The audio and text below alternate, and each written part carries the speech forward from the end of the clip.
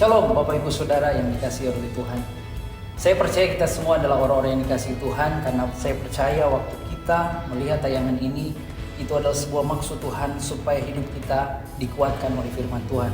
Karena yang akan saya bagikan pada saat ini adalah tentang firman Tuhan, di mana firman Tuhan yang saya akan bagikan tentunya akan menguatkan kita semua. Karena saya secara pribadi ketika saya belajar firman, saya dikuatkan lewat perenungan ini, di mana firman Tuhan pada saat ini yang saya akan sharingkan tentang bagaimana kita meraih kemenangan, bagaimana kita di tengah-tengah masa pandemi seperti ini kita tetap memiliki optimisme.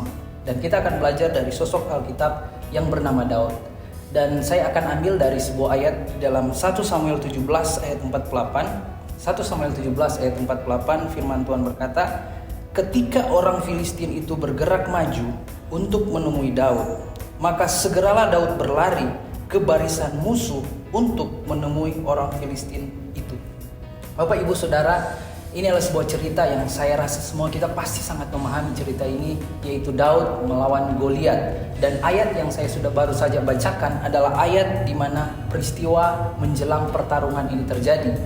Dan kalau kita melihat kata demi kata lewat ayat ini, kita bisa melihat sosok Daud yang begitu optimis meraih kemenangan. Sekalipun di hadapan dia ada sosok Goliat, sosok yang menakutkan, tetapi Alkitab berkata Daud berlari ke barisan musuh untuk menemui orang Filistin itu. Disinilah saya dapatkan bahwa Daud seorang yang optimisme, seorang yang sangat percaya bahwa dia akan menang karena dia bersama dengan Tuhan. Bapak Ibu Saudara, di masa-masa sekarang, masa-masa pandemi, mungkin bisa digambarkan kita sedang mengalami ketakutan, kita sedang mengalami kekhawatiran. Di depan kita seperti sebuah musuh yang sangat besar yang menakutkan. Tapi mari kita belajar seperti Daud. Saya bisa gambarkan Goliat itu adalah masalah pandemi. Tapi mari kita belajar seperti Daud yang begitu optimisme. Dia meraih kemenangan. Dan kita akan melihat kenapa sih Daud begitu optimis. Dia begitu yakin bahwa dia akan menang. Saya pelajari setidaknya ada 3 hal yang kita lihat kenapa Daud dia berhasil menang. Yang pertama, yaitu Daud memiliki pengenalan akan Allah. Di dalam 1 Samuel 17 ayat 37, firman Tuhan berkata, pula kata Daud, Tuhan yang telah melepaskan aku dari cakar singa dan dari cakar beruang, dia juga akan melepaskan aku dari tangan orang Filistin itu. Kata Saul kepada Daud, pergilah, Tuhan menyertai engkau. Kita bisa melihat bersama bagaimana suatu pernyataan dari Daud. Dia begitu yakin menghadapi Goliat dia pasti menang. Kenapa? Karena dia percaya bahwa Tuhan yang selama ini menolong dia, Tuhan yang selama ini memberikan dia kemenangan pada saat dia menjaga domba-dombanya, maka dia percaya Tuhan yang sama yang akan menolong dia menghadapi Goliat. Kenapa sih Daud begitu yakin? Satu alasannya, Daud mengenal siapa Allah yang dia sembah. Daud sangat memahami siapa Allah yang dia layani. Dan puji Tuhan, Allah yang disembah oleh Daud adalah sama dengan Allah yang disembah oleh kita, yaitu Allah di dalam nama Yesus Kristus. Kalau kita melihat bagaimana Daud ini adalah sosok yang dikenal sebagai sosok yang membuat banyak sekali mazmur, membuat banyak sekali lagu rohani. Dan lewat isi-isi lagu rohani kita bisa pelajari bahwa dia begitu mengenal Tuhan. Karena lagu-lagu atau mazmur yang diciptakan oleh Daud itu berisi tentang sifat-sifat Allah. Dia sangat kenal Allah itu. Salah satu definisi yang bagi saya sangat menarik, apakah arti mengenal Allah? Yaitu memahami sifat-sifat Allah dan memahami bahwa apa yang akan diperbuatnya buat kita. Daud mengenal Allah, dia paham sifat Allah, dan saya sudah katakan tadi, dia buat banyak mazmur yang berbicara tentang sifat-sifat Allah. Hal yang kedua, mengapa Daud mengalami kemenangan? Daud memiliki optimisme menghadapi tantangan. Yang kedua yaitu Daud mempunyai pola pikir surgawi. Saya akan baca ayatnya. Di dalam 1 Samuel 17 ayat 38 dan 39. Lalu Saul mengenakan baju perangnya kepada Daud, ditaruhnya ketopong tembaga di kepalanya, dan dikenakannya baju zirah kepadanya. Lalu Daud mengikatkan pedangnya di luar baju perangnya. Kemudian ia berikhtiar berjalan, sebab belum pernah dicobanya. Maka berkatalah Daud kepada Saul, aku tidak dapat berjalan dengan memakai ini, sebab belum pernah aku mencobanya. Kemudian ia menanggalkannya. Ini cerita di mana Daud akan menghadapi Goliat dan dia mengenakan baju perang Saul. Tapi Alkitab berkata Baju perang Saul menjadi penghambat untuk Daud berjalan. Dan dikatakan dia mengambil keputusan bahwa saya tidak akan memakai baju ini. Saya tidak akan memakai apa yang dibuat manusia ini. Di sini memberikan sebuah pernyataan bahwa Daud tidak mengandalkan hal-hal manusiawi. Daud tidak mengandalkan pola pikir manusia.